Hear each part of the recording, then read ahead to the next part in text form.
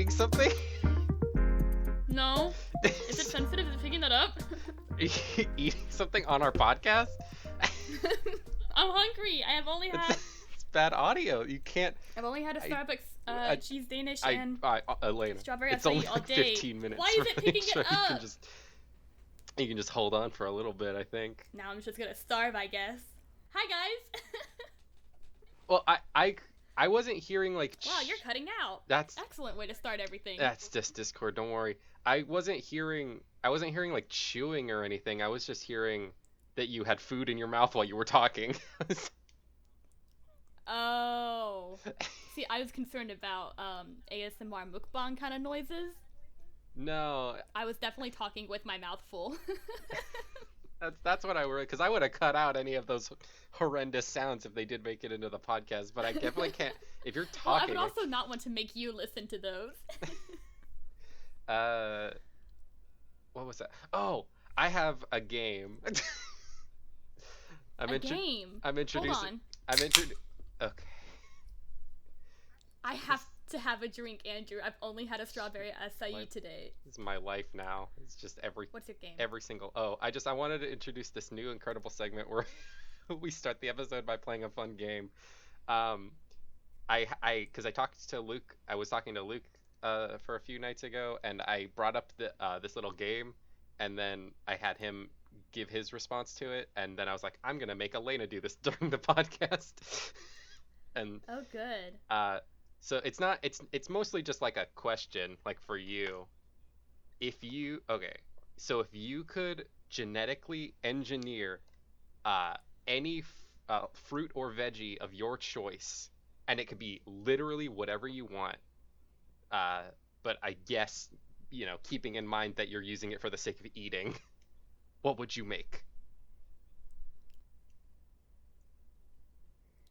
Do you remember when you were in English class? Yes. And your teacher would be like, okay, time for you to write. But instead of giving you a topic, like an English teacher should, you can write about whatever you want. Yeah.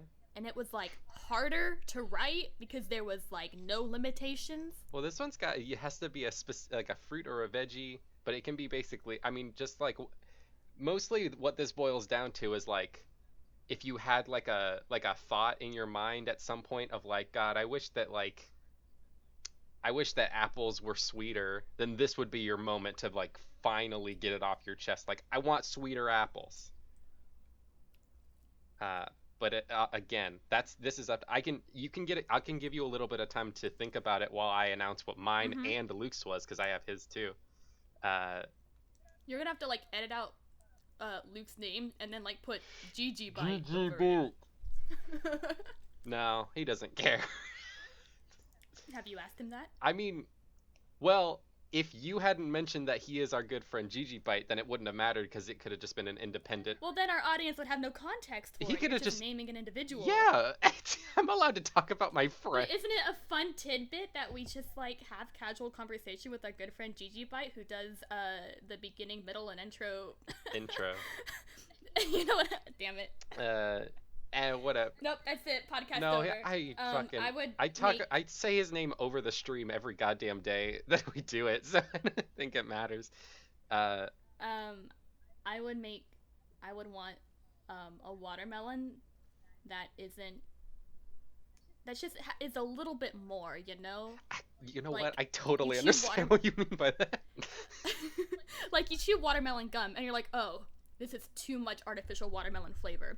And then you take a bite into a watermelon and you're like, love this taste.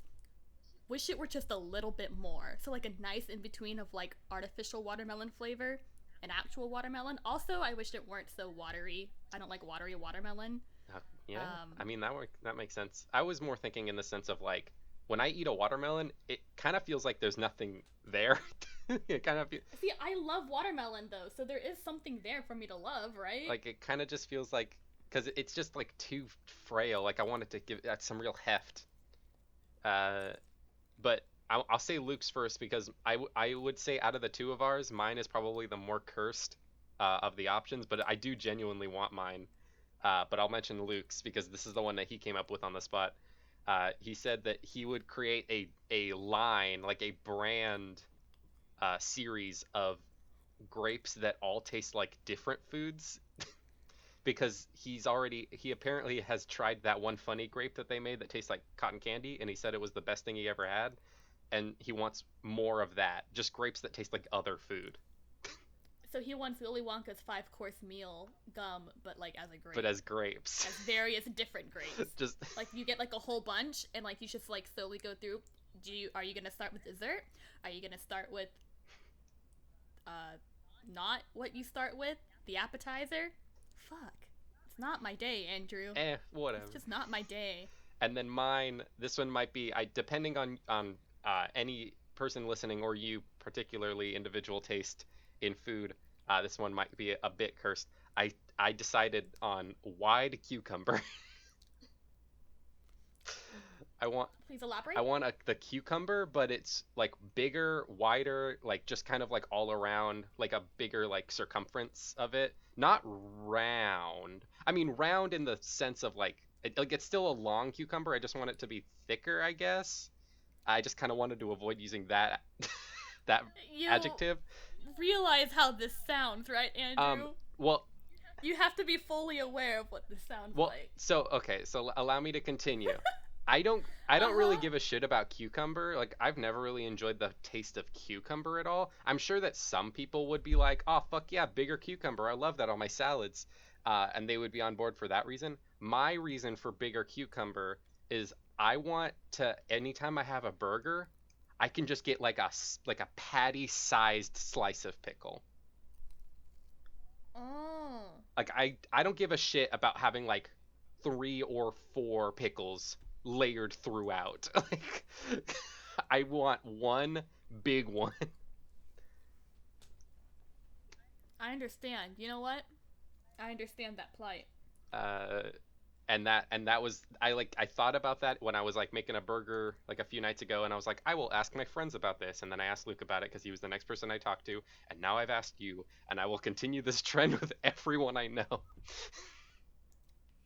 Uh Excellent. so Hey, Andrew. yes. What are we watching today? uh I don't know why I'm asking you. It's my episode. oh, it's called Uh-huh. Modao Zushi. I'm glad you said it, so I didn't have to be the one to butcher the name of this show that I supposedly know. It apparently Um, stands for Grandmaster of Demonic Cultivation. mm-hmm. Yeah, that. Yes. There's a bunch of different versions out there. There's like the novel. There's the donghua, which is what we're watching. Hmm. There's the live action, which apparently takes like a sharp right off course from what I've heard. But that's the most popular version, obviously, because it's on Netflix. We're not watching that. It's 52 episodes long, and it's like 50 minutes each episode. And also, I didn't like it. It's gay, and it's Chinese, and Yeah, I don't know anything about it, but when I googled the name to try to find the episodes, because apparently they're on YouTube, uh, the Wikipedia, like Google Wikipedia sidebar thing popped up, and under category it said Yaoi, oh, which is a good category. I mean, like we're not gonna talk about I that. know that it means I know that like directly translates to just boys love, but man, the term yaoi has a different connotation now. Maybe Google should fix that one.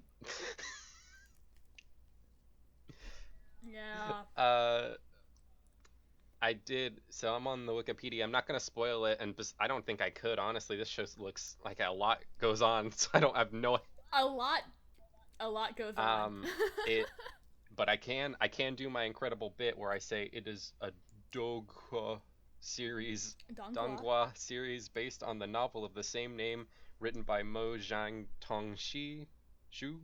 You're trying so hard, and I appreciate that. It is produced by Tencent Penguin Pictures and BC May Pictures and created by CG May Animation and Film, and uh it's that's there it is. and it has a big fan base of teen yaoi ladies. Well, I'm neither a teen nor a yaoi lady. I'm a lady, but not a yaoi lady. I mean, yeah, no, it is an important distinction. And Anyway, says it's here, ancient Chinese fantasy, basically. yeah, it says here at the bottom of their Wikipedia page, a chibi series is set to be released in 2020. I have seen a little bit of it, just like the little just stuff is floating around out there, and it does seem very cute and non-canonical. Yeah, that's generally the way that they do this. Mm-hmm. What? Yeah. Well, I oh, I should mention, we're finally out. We broke out of our 6 episode tutorial. We're finally free to not. Oh, the one that you insisted on, yeah. I mean, it just seemed like a fun idea, and then we did it for 6 episodes, and now we're done. And now we're done. This is the first of the real ones. Yeah, I mean, they were all real. real, but they were not. I mean, it was something, and now we're gonna basically just be covering anime forever because it's the majority of our list. There's so much anime, and there's so much anime that I in particular have not seen, which is why we started this thing in the first place. Yeah, but hey, I haven't watched this one. This is what I can show Andrew. And this is, and I was thinking about, because I've been. Seems weird. It seems weird to talk about. Every time one of our episodes goes live, I kind of like sit and look at it for a little bit, and maybe I watch it the whole way through, but I don't really, because it's just like in my heart, I'm like, this doesn't seem like something that I should do.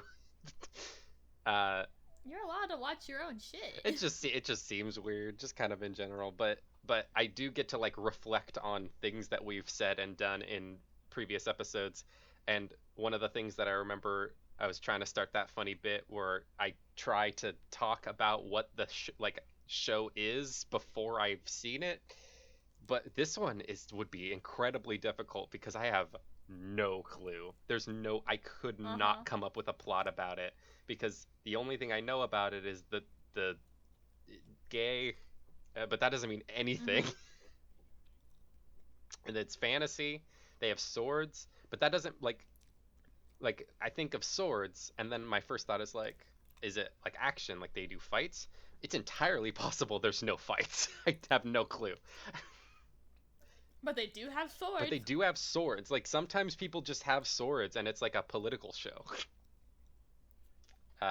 Name one. I don't know, man. It's out there. It's out there. And then they do. I'm sure it's out there. I mean, it's just not action is the point. Is that it's like, this show, like they animate a scene where 2 characters like hit each other with their swords, but the point of the show isn't to watch the fights, it's to watch the incredible character drama or whatever the fuck. I was about to say Naruto, but I guess there's fighting. Naruto has a lot there's of fighting. A lot of fighting. But let's be real, the fighting is just a backdrop. Well, to the drama. But hold on, have you seen Rock Lee versus Gaara though? It's really good. I have seen Rock Lee versus Gaara. You're right. Point to Andrew. It's really good. Yeah, no, but we'll watch this one, and I'm sure it'll be incredible. I hope. It will be something. Yeah. And this is my 3rd time watching it, so that has to say something, right? And we're gonna watch the whole thing, even though it's technically 2 seasons, because apparently the 2nd season's only like 6 episodes or something. Yeah, it's really oddly proportioned, so we're just gonna blaze through it, and like really, the story doesn't break up between season 1 and season 2. So yeah, that's 15 minutes. That's it kind of is. Yeah, no, 10. That's 15 minutes. No, I'm on it. Oh, well, you started your recording before I did. I sure did. See you guys on the flip side. Yeah, I'm ending my recording now. I will be done now. Goodbye. Oh god, that's the wrong button.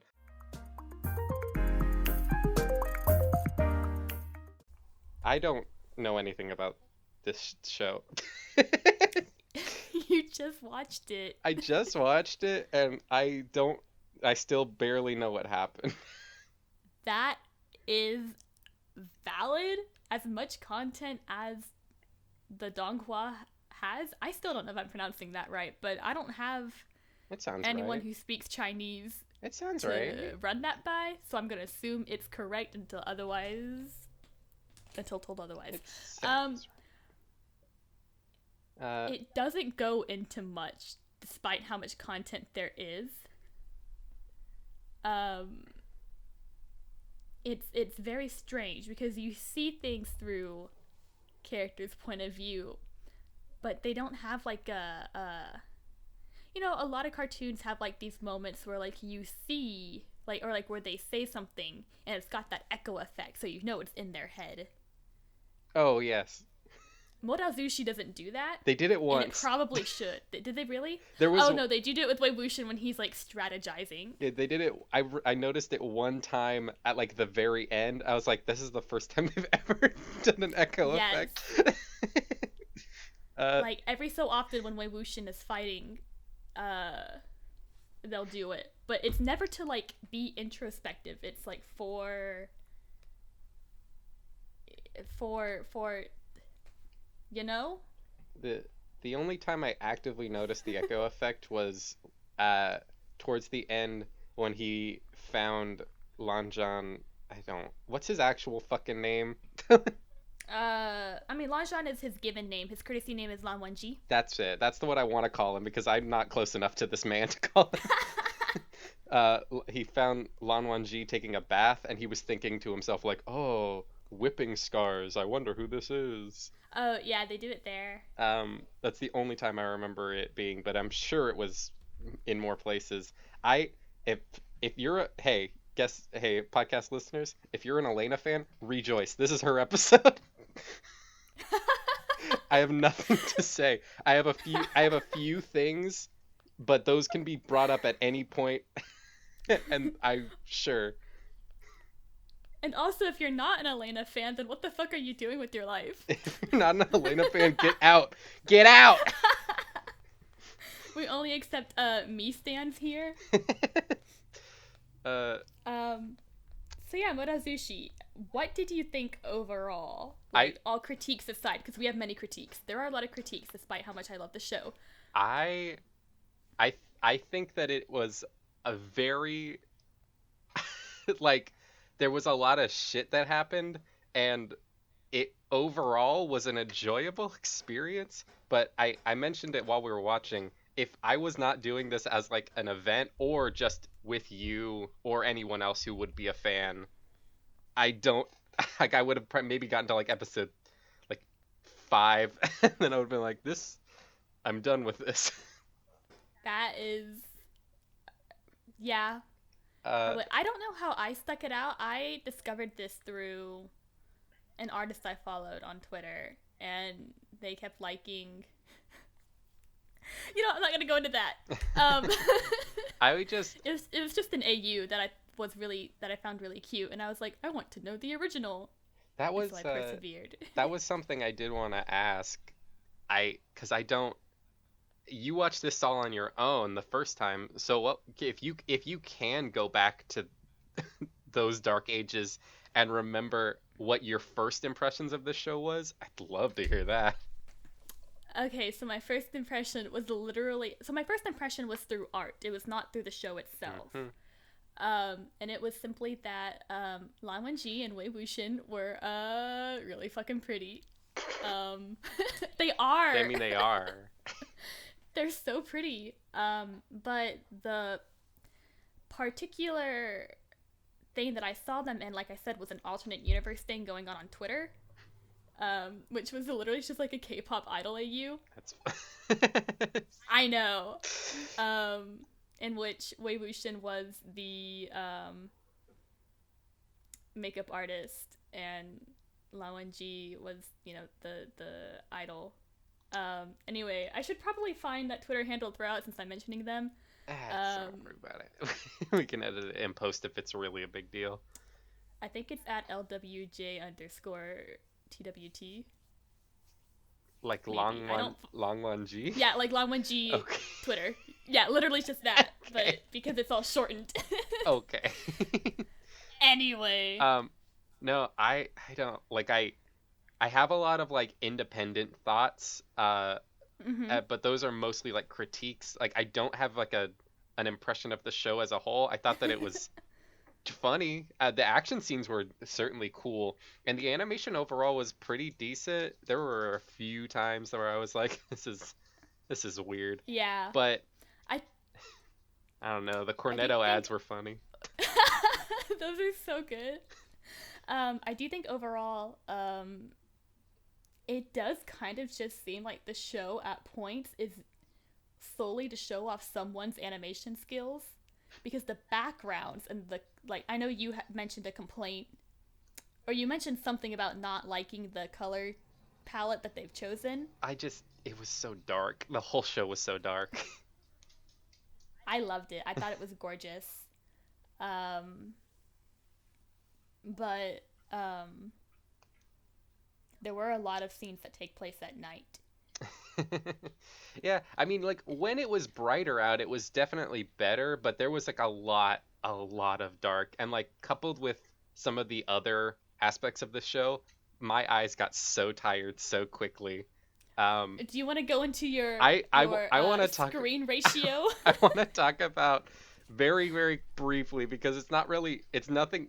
First off, it's barely a complaint because I got used to it, and also it's not like something even honestly worth noting. The whole show is animated in letterbox. Like they cut off a part of the top of the screen and a part of the bottom of the screen, and it's not just it's not just that they animated it in a weird aspect ratio and then it was they had to like adjust it for YouTube or whatever. It's literally because they put the the Chinese subtitles in the bottom black box that they introduced, so that was purposeful, and the whole show is like that. And at the beginning, at the very beginning, like the first four or so episodes, I was not enjoying it because He was not a fan. letterbox it gives a certain effect. Like you see it in cinema used to give a certain effect to like make note of certain scenes and other things. I don't know the psychology perfectly well, but it there's a reason that it's only used sparingly, and and it was the whole time with the show. It was every second that I had to look at these weird gay boys. I had to see them in letterbox, and I got used to it. You definitely get used to it, but it was such a wild. They didn't have to do that. Yeah, that was something I did not notice that until it was pointed. Like I noticed that it was in that ratio, but it did not strike my mind as anything too like it. I remember I do remember noticing that it was like strange because I thought like, well, why wouldn't you use that? But in my head, I wasn't like, oh, this reads differently, which maybe that just says more about me than about them. Eh, I Yeah, it's just so weird. And there was another thing about we were watching it on YouTube and I had it in full screen, and the aspect ratio like of the actual video was actually pretty thin all around as well. So when I had it in full screen, there were even bigger black bars. So I had to deal with that, and it just made the whole thing like if I hadn't watched it in full screen, it wouldn't have been nearly as bad, but it still was in letterbox, and it was on purpose that they put it that way, and it was just baffling to me that that was a choice they made. I Yeah, that's basically all I can say about it. The only other thing really of note that I picked up about this show is that it's so like theater ready. Like Yeah. the letterbox is a part of that, but also like a lot of the shot composition and the angles and like perspectives and a lot of the like non-character animation work is all very like theatrical. Like especially in the first two episodes, those like extended episodes, like I could just see like they used a lot of like 3D assets for like weird little shots where they were like pointing out cups and stuff, and I was like, this is a movie. uh and it was just kind of like that the whole show. It was just very strange, but I got used to it, and the show's not bad, so whatever. Elena, Show's not bad. could, that's my Yes. that's my micro rant about aspect ratios. What do you have to say about the weird boys? I actually am very interested to know who your favorite character is, if you can remember their name. I I don't know if I had like cuz after the show was over, I I didn't really retain much knowledge of anyone. My brain was just kind of like, all right, we're done with this. Goodbye. Goodbye knowledge. You're going down. Wow. It's not I wasn't doing it on purpose. My brain was just like, all right, this isn't important anymore. Bye. Uh No, that I've watched it 3 times now because I watched it with my sibling in between my first watch and this watch with you. yes. Um, and that was an experience all of its own, just because watching anything with my sibling is like, what? But um, it is, I have trouble remembering the order of events sometimes. Um, and I should establish, I don't remember what I said in the first one, in our first half of this episode. Yeah, that was a while ago. But it was a while ago. It's been like 2 weeks. I got a job in the meantime. That was fun. But I have only gotten a little bit into the novel, and it, like, where it ended in season 2, like at the end when they're like in the graveyard. Yes. I think it's the graveyard. Or I guess that scene right there. I was like leading up into that where I stopped reading in the novel, which is about chapter 30. They have not gone back into the past by the time they reach chapter 30 in the novel. That's fun. I believe. I could be misremembering, in which case feel free to yell at me in comments. Please comment. Please I want do interaction. comments. Let's YouTube know that we exist. Oh.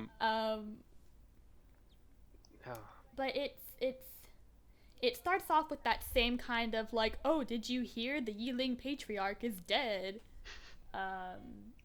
Yiling, Yaozu, Laozu, whatever. Yeah. It was really interesting how they decided to translate some things, I realized. Because, like, a lot of things that kind of make it a little bit more, like, nicknames and stuff, kind of just got a little bit left. Like, so in Chinese or in Mandarin, when, like, particularly amongst families, but like when you're close to someone, you'll use their birth name and then just use "ah" in front of it.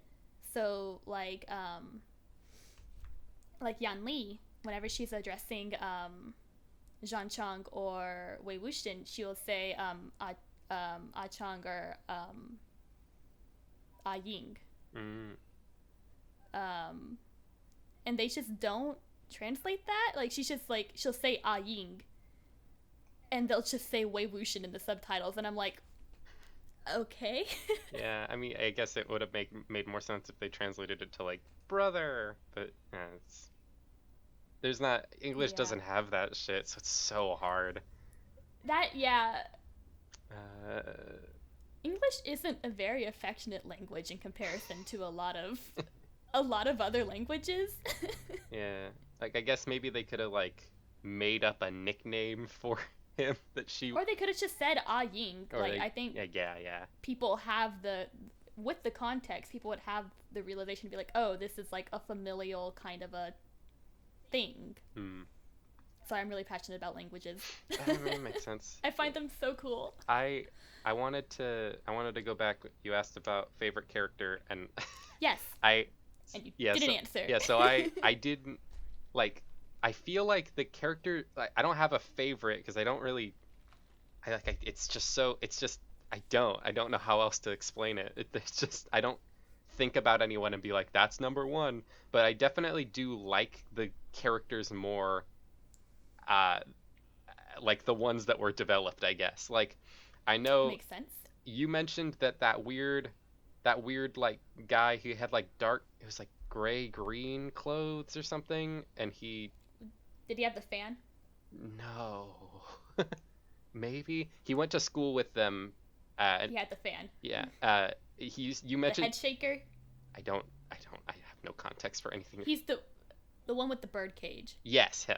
I know that Yeah. you've mentioned that he's like a fan favorite, and I did like him. I did like him, but I didn't know I don't know anything about him. He comes more into play later in the story. Yeah, so But he is. he Oh man, he's a character. he's fun. Hwasong, I believe, is how it's pronounced. Yeah. Obviously, I do. I I did think that uh, uh, the main guy, which that's fun. I knew his name like 5 minutes ago, but now I don't. Wei Wuxian. Wei Wuxian. I liked him. I thought that he was funny. I thought that his story was a little wild, but it was fine. It is a little wild. And I liked Lan Wangji. He's cool too. I thought that he was a little weird sometimes, but overall he's all right. I guess if I had to choose like a number one, it would be like a hard tie between the Wei Wuxian's brother guy and the arrow kid from the evil clan who fucking died. Wen Chao? Wen Chao, is that him? He turned into a zombie. Wen Chao was the son of I'm just butchering these names. I'm so sorry. That's fine. He was basically he was the son of the clan leader.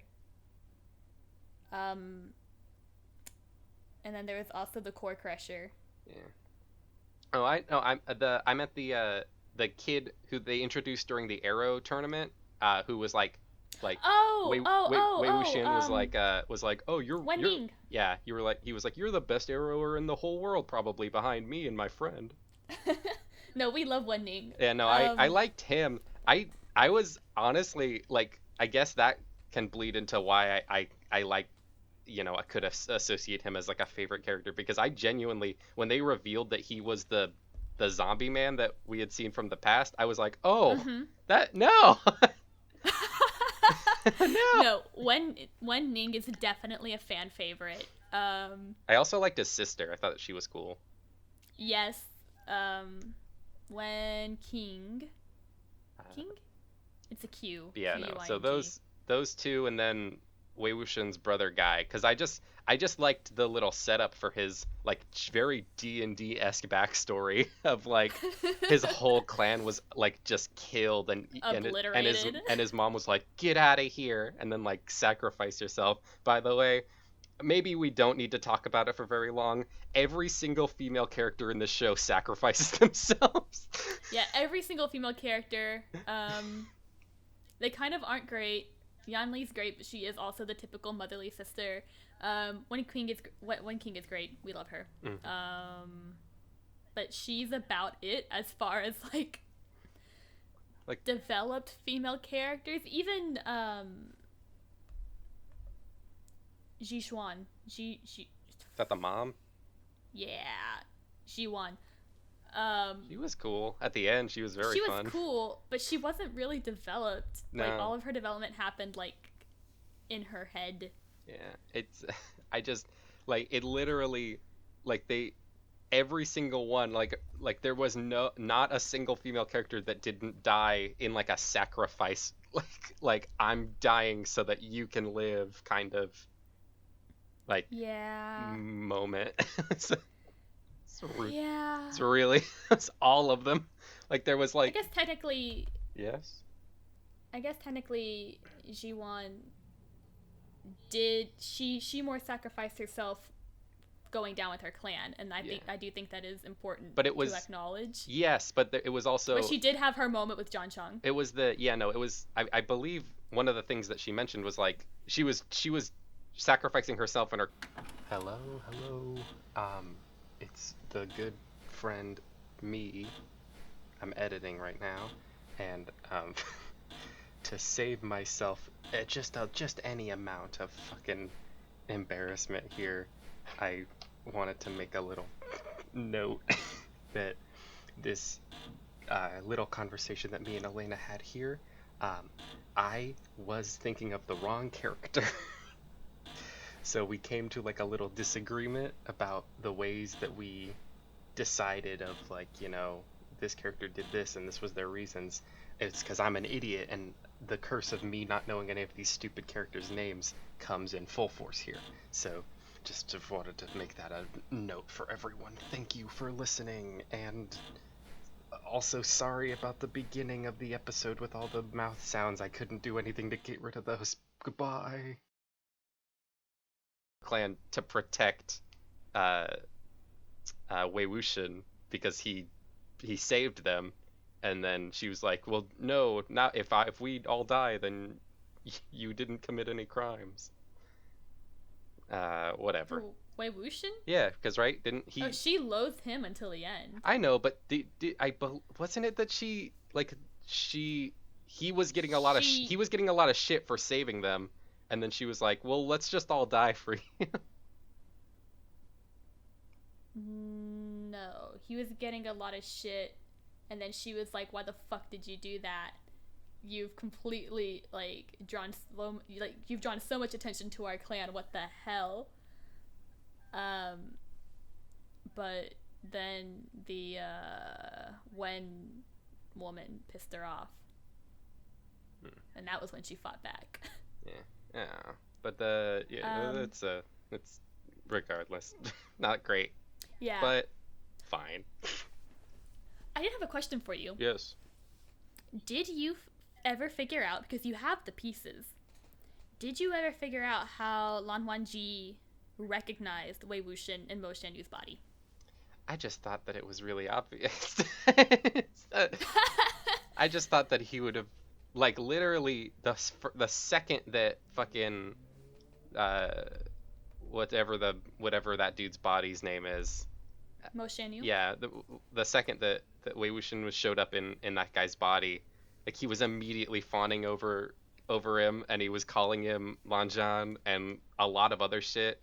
And obviously he was like trying to pretend a little bit, but it was very obvious. Like, I mean, as an audience member, obviously I knew, but it didn't. It was like I felt that from the beginning he had known. I felt that from the second that he saw him, he was aware.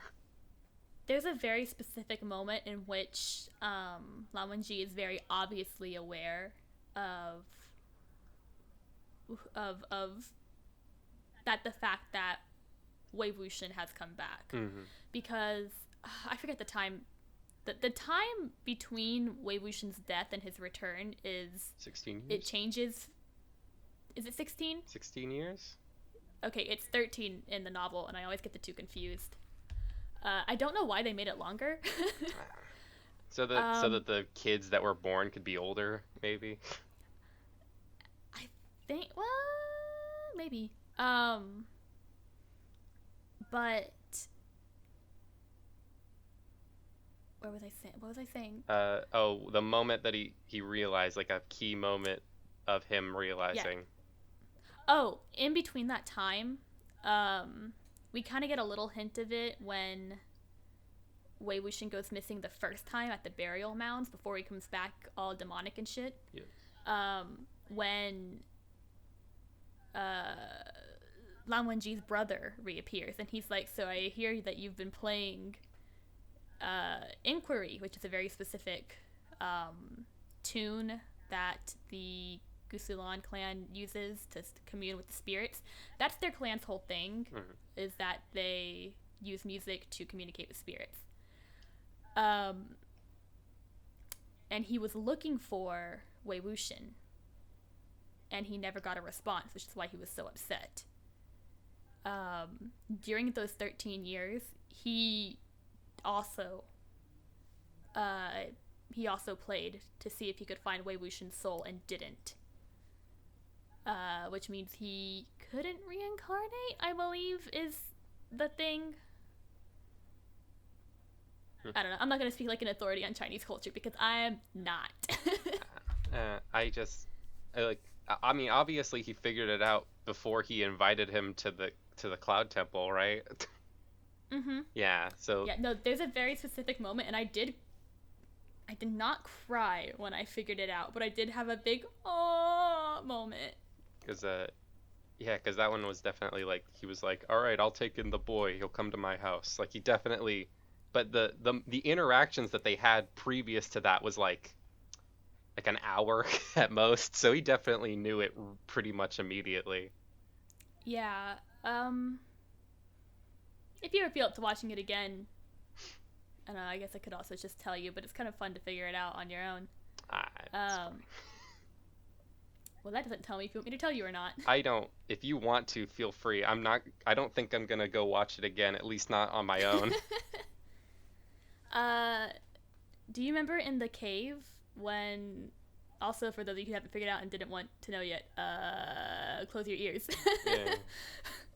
Do you remember in the cave that Lan Wangji played an original song for Wei Wuxian? Oh, that's right. He did it because he was like, if you fall asleep, you're gonna die. And then he was like, oh, then play a song for me. And then he played a Mm-hmm. very soothing, sleepy song, which was it's like that's not helping, man. um, well, that is a song that Lan Wangji has canonically composed. Mhm. Um, and if you listen to the moment when Wei Wuxian in the future like kind of panics and he's like, I have to calm Wen Ning down, he plays a song. It's that song. Mm. I He plays that song to calm the ghost general down. I see. Well, that's nice. It's very cute. Uh, yeah. Speaking of the music, it's good.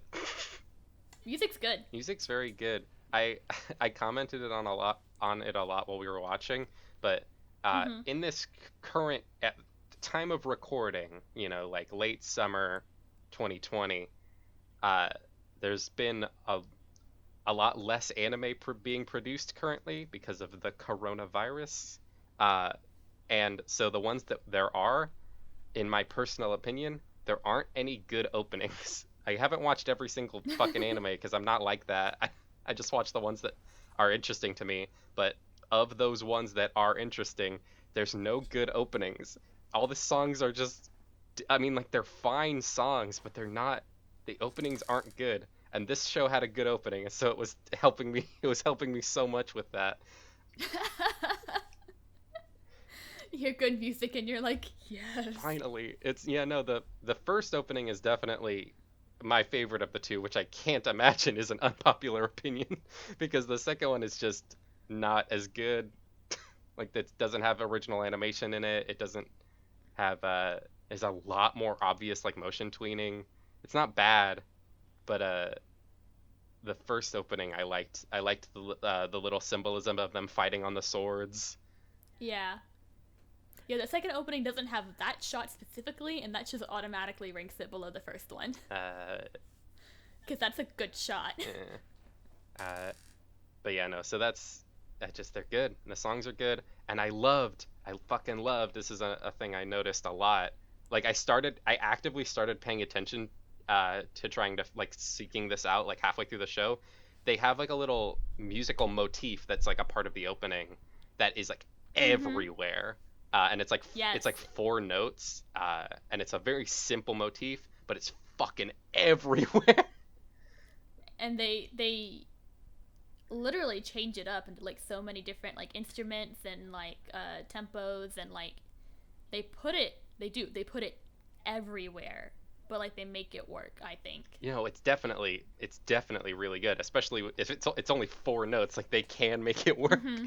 Um, but that little just like sequence of notes is just all over this thing, and it's a really cool touch. It's a really nice little like I know this song, but you don't. It's a weird Wait a remix. second.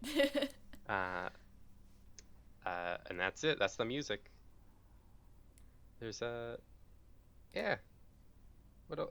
Elena, what? Yes. Who's your favorite character? Oh my god. Oh, I don't know. I actually really love the characters. Like you said, the ones they developed, the ones they didn't develop them, Yeah. and they're intentionally 2D, or they haven't been introduced as an important plot character yet. Like they set a few up, like Hwasong, and they introduced what is his name? The Shizui's friend. Is that the guy who killed the Rohan? Yes. All right. Guan Yao, I think. Sure. I don't know if they actually say his name more than once in the show. I just have. Oh, I found my nifty lineage post. Cool. I'm interested to see what they're gonna do with him. I've seen a little bit. I've been spoiled a little bit on what happens. I'm kind of very excited. Like, I'm so excited. I don't know why I stopped reading the novel. But my favorite,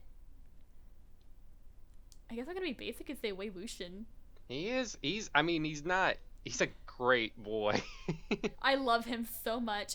I don't know. Wei Wuxian and Lan Wangji are probably like incredibly tied for first place. Like But John Chong's also really good. He's very developed. He's very. Like, he has like a whole. I love Jin Ling. Yes. He's a good boy with his dog Fairy. Oh yeah, him. I forgot. I was gonna mention. Wait, who did you think? Oh, I don't know any of their freaking names. You're just gonna say yes. I just said. Well, I mean, because I was just assuming we were talking about people we had discussed previously, but no, I do like. I remember we got to episode 3 and like the past shit started happening, and I was like, Elena, are we gonna get back to the yellow boy at any point? He was so excited. He was like, the kids. I don't want to leave them. I don't want to leave the yellow boy. And I was like, don't worry, they'll be back way later. It's just like that's like the second that I would have pieced that together if I was watching this on my own would have been the moment like that I was like, they're never gonna go back to that boy. I'm not watching this anymore. Like that, but yeah, I really like him, and I feel like I almost shouldn't because he's very much set up as like the like super stupid makes trouble for everyone else character. Like his whole role in the plot is to like run into a dungeon and then get hurt and everyone has to go save him. I mean, he definitely has more considering. He's only 14. Is the thing. I know, but it's just like that kind of character exists in a lot of media, and it is typically not one that people like. No, Jinling has a lot more to him than just that trope. We just have only like touched the surface of where we are in the present. Yeah, I mean, I was really, really into his whole. They set up his whole like issue with like inferiority complex. I was very interested in that, especially with the fucking uncle. Yes. Very nice. He has such an interesting relationship with John Chong, considering everything that went on with his parents. Oh man, I love Jinling. It's fun. I love all the kids, and I know we haven't really gotten to them much, but they are such a delight. Because I'm trying to. It was, and then were the only other two kids the two Gusu members. Yeah, Lan Shizui and Lan Jinyi. Shizui is incredibly important. Okay. Like you have met him in the past. Oh, was he younger? Yes, he was baby. I see. I don't remember him.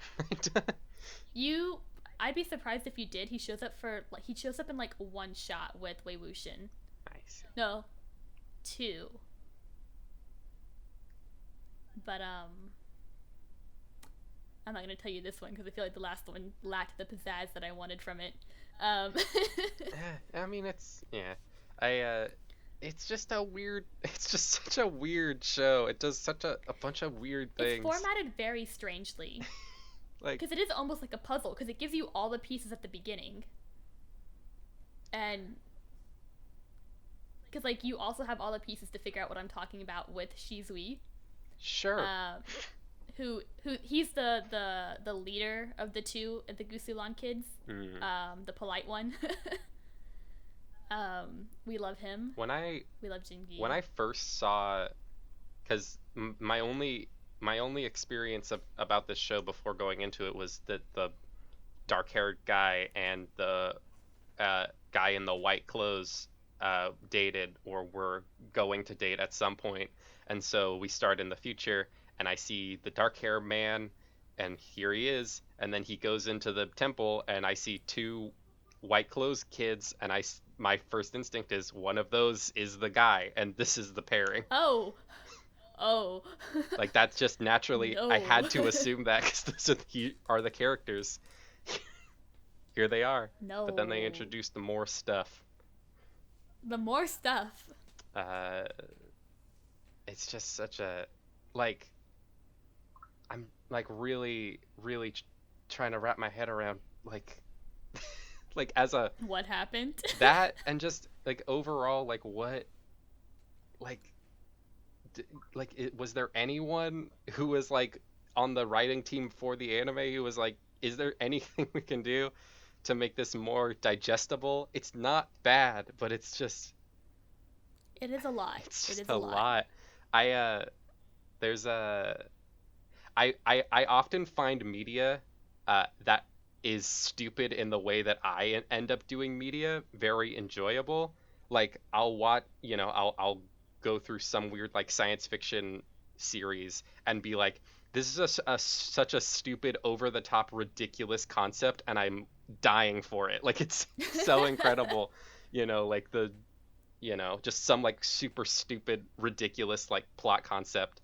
And this one has that in strides, but I don't have that same level of like crazy for it.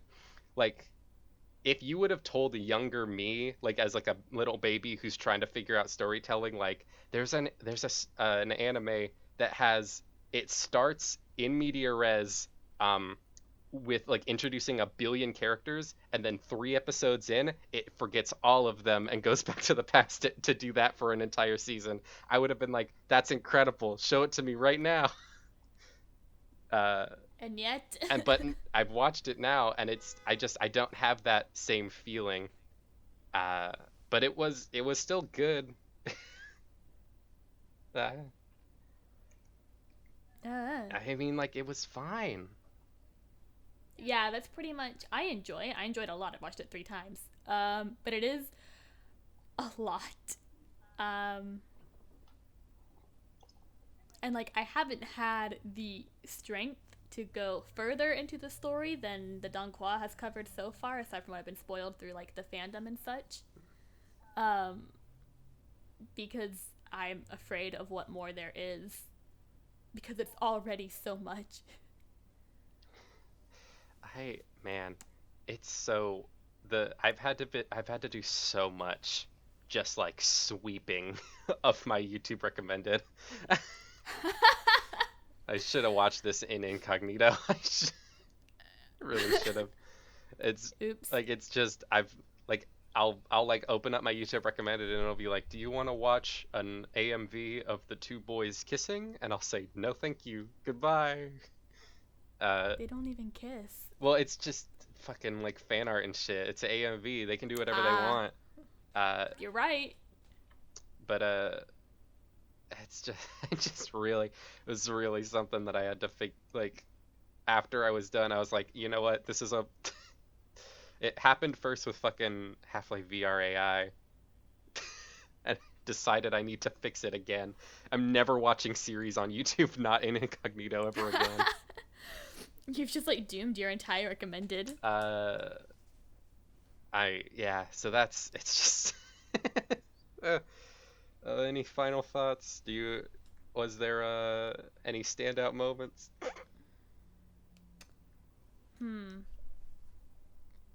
Not particularly. I'm just really interested to see what they're going to do.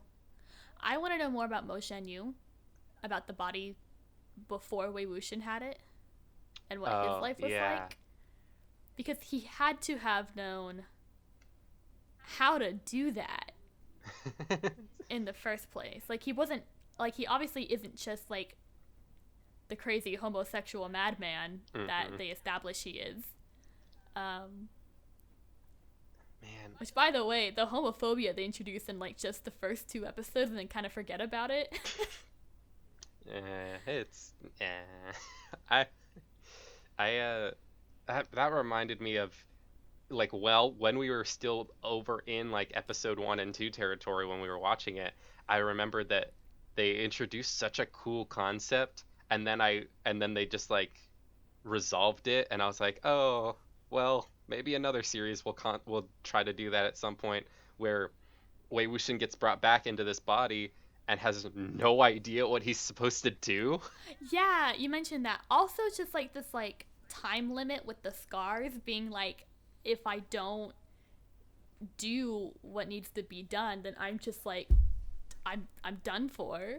Yeah, like, Like, they resolved that so quickly, and I'm like, well, I mean, you could have just had that hanging over his head the whole season. That could have been cool. yeah, like I could see a series try something like that, where it's, the a character gets brought back and they have no idea what they're doing except for some mysterious tally counter or whatever, and every time they do something it goes down, and the point of the series is to figure out what they were supposed to do. And obviously this show had another story to tell, and I'm not going to blame them for not telling it. But it's just, man, I was like very hyped when I thought about that, and then they didn't, and that's fine. Who cares? I got to see Hopefully, school life. school life, which is always fun. It was fun. I do like school arcs in series. I was ashamed that it just ended. It was such a weird way they ended the school arc, because he Yeah. didn't graduate. He left for like summer vacation and then just didn't go back. No, he was expelled. Was he expelled? Yeah, because he punched Yan Li's fiance I didn't. because he was being a little bitch. Sorry, I I shouldn't thought say I that. remember them mentioning like when he was going home that they were just visiting or something. No, that's why John Chong didn't come back with them. If it were summer vacation, his brother would have gone back with them. Well, No, he was expelled for causing too much trouble at the cloud recesses. well, all right. That's fun. Man, what a show. What a show. What a show. I Oh man. I liked the big fight with the turtle. That was a very good fight. In fact, that's probably one of my favorites, second only to the I mean Wei Wuxian's introduction as the Yiling Patriarch. Mm. When he fucking just goes ham on Wen Chao and the Core Crusher dude. Oh, I, that was something I was actually like, the core crusher guy. I was like way into him. I was like very like, I didn't obviously I didn't care about him as a character. I just loved his like weird villain role, because Yeah. I'm always into like weird like side villains that like, they don't really have much of a purpose, but they are there to just be terrifying, and he really was. Yeah. I did have to explain. They don't explain things in the Donghua. Like I had to explain what the Golden Core was, and that like dudes don't die if they're stolen. They I mean, they explained it, but just like too late. Like, like there's like a moment later where they introduce like, oh, his core's been crushed, he can't do magic anymore. But like they don't mention like at that point in the story, like tens of people have already had their cores crushed and looked like they dropped dead on the spot. Yeah. Uh, and so that was obviously my impression going in. Uh, Yeah. I mean, they explain it when John Chong yeah. reveals that he's lost his. Hmm. But like, yeah, that's like after like 3 moments in which they make a big deal out of it. I know, I liked that guy though. I liked they did like a weird little like semi story with him, where he was like, when he was dying, he was like, they saved me, I have to repay my debts. And Yeah, I want to know what the hell that was. I didn't really, I mean, like, I was like, didn't really mind. I honestly, it would have been just fine if he was just like a villain lackey. Yeah, I agree. uh, Always a big fan of good villain lackeys. uh, but he was there, and that's it. Yeah, no, I liked the big turtle fight. I wish they had introduced the concept of the strings as weapons before, because like Mm-hmm. when you explained that it was the strings of his weapons that he was using, I was like, oh, that makes a lot of sense. But I believe they had only briefly mentioned that, he can take the strings off, which makes sense because it's an instrument. He needs to be able to like tune it and replace it. But like Mm-hmm. he had never shown prowess in the concept that he can use them as weapons. Right. Uh, Which makes sense because he's always had his. I know what it's called. What's the instrument? it's one of those. It's one of them. I feel like I should know what it is too, because I've, I'm actually very into Chinese instruments too. It's a guqin. Guqin? I don't know what that. Guqu. I don't know what that one is I am. actually. I don't know how. I just don't know how to pronounce things, and I get embarrassed, and I don't want to say anything. But also, I'm never gonna learn if I don't say shit. I mean it's just a weird little guitar thing. Just a weird little guitar thing. That's how we refer to other culture or instruments. And they yeah, I liked that it was just he would just strum it and it would just hurt people. It was very cool. Uh, I just like how like they show in season 2 how the spirits use it to communicate by like yes, using the strings. that was very fun. Like how they found Jinling. Hmm. Loved that. There's a lot of cool lore Yeah. that isn't too explained, but it's very fun. Yeah, it's very cool. I wish it were more explained. Because a lot of it I had to pick up from the translator notes of the novel. So like it's not even in the novel proper. It's translators being like, this is what you need to know. And that's Modao Zushi. Modao Zushi. We're going on 46 minutes. Yeah, no, I'm trying to wrap it up here. All right. It's a funny, weird little show, and I mean, I enjoyed it. I definitely, looking back, it was a good show. Hindsight's 2020. I'm sure you understand. But it was the experience of going through it. It was always a question. It was always like, is this working? Is any of this It's a big. Am I enjoying like, this, is this or should okay? I turn it off? And then at the end, you can look back and be like, you know what? Sure. That was pretty okay. uh, I'm very excited for our next episode. very excited for our next. I'm so excited. I'm so excited. As much as this the opening of this song of this show, like the title theme, like as much as it was tiding me over from the shows of this anime season, this next one's gonna. God, the openings of this next show kick so much ass. Just gotta bop. Just gotta bop. That's the end of our podcast. That's it. Thanks for thanks for listening, guys. Our intro, middle. Did we do this at the beginning? No, we didn't.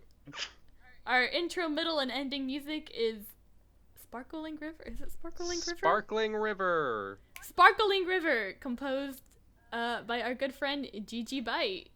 Go check him out on SoundCloud. He's on Check him out. SoundCloud and Bandcamp, and he has a YouTube channel where he posts Beat Saber videos.